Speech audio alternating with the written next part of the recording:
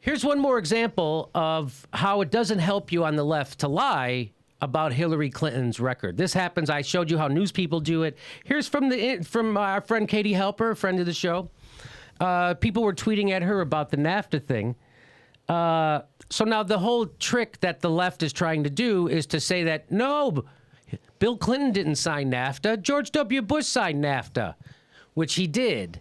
George W. Bush signed the agreement with Canada and Mexico, but he couldn't get through at Congress. It took a Democrat, Bill Clinton, to get that right-wing, pro-corporate, anti-worker policy through Congress.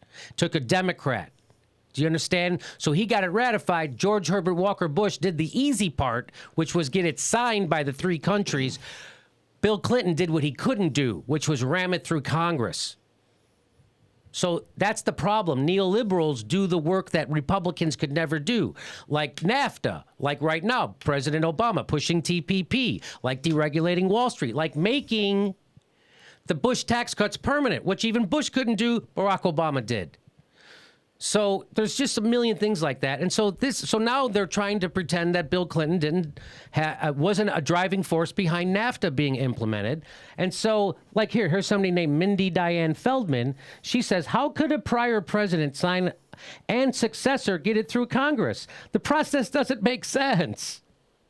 And then someone exactly different person, almost the exact same thing. How could prior president sign and successor get it through Congress? The process doesn't make sense. Hey, maybe you guys call David Brock and say, give us different talking points for correct the record. So that's what this is, a concerted effort on the left to misinform people on the left. That's not what we're supposed to do. You can make a mistake. You can get something wrong. No one's going to kill you for making a mistake or getting something wrong, or not knowing something you think you know. Or acknowledge that you're compromising. Just acknowledge. I know a lot of people that have said, like, yeah, on policy, I totally agree with you. But in this case, I'm making the call to compromise because of how dangerous Trump is. I can respect that. But can you respect this?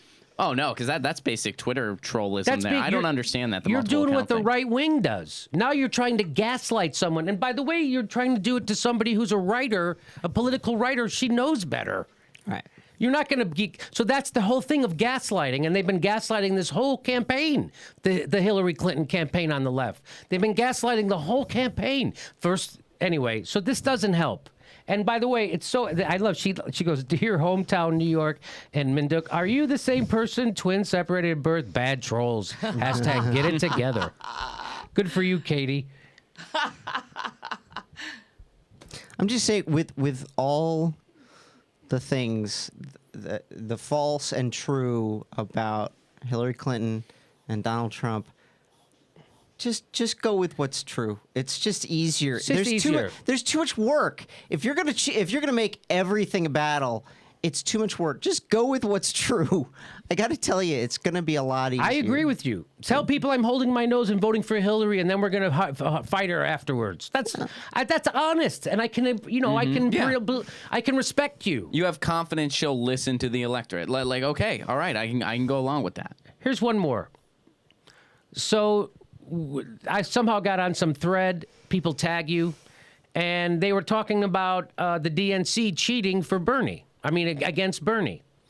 And so instead of like just going, yeah, that was horrible, and we should make someone pay the price for that, and we should, that's wrong, that's the Democratic National Committee trying to thwart the will of the people.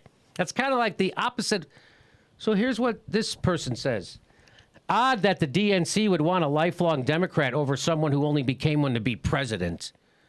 So now you're just excusing corruption that's what right-wingers do. Oopsie, she's not a lifelong Democrat. By the way, she was a Goldwater girl. Anyway, so now, again, it's just like the Democratic Party isn't an exclusive club. It's made up by any Americans who want to join at any moment. Right. Why would you have a political party and exclude people who want to come be in your party? Why? Because you'd rather risk losing to Trump with someone who the donor class likes than risk winning with someone who's going to upset the apple cart of the donor class. That's what that is. They would rather risk losing with Hillary Clinton to Donald Trump than risk winning with a revolutionary. That's what that is. And here we are, like little Sean Hannity's on Twitter, making excuses for us, having zero integrity. That's what's supposed to separate us from the right. You're supposed to have integrity. You're supposed to be consistent. You're supposed to be honest. You're not supposed to apologize for blatant corruption inside the Democratic National Committee. Why don't you just be a Republican?